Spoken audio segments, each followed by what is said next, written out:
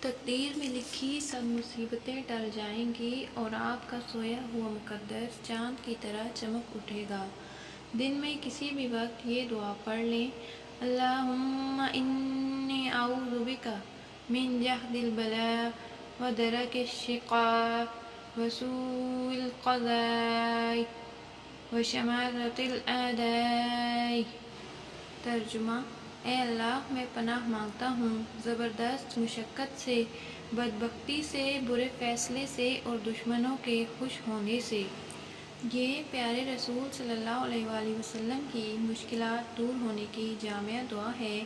حضرت ابو ہریرہ رضی اللہ عنہ فرماتے ہیں، رسول کریم صلی اللہ علیہ وآلہ وسلم کو جب کوئی کٹھن امر پیش ہوتا تو یہ دعا کرتے۔ آج کل کے حالات میں یہ دعا ہمیں کثرت سے کرنی چاہیے۔ اللہ تعالیٰ پوری دنیا کو اس ابتلاء و آزمائش سے جلد از جلد نجات عطا فرمائے، آمین۔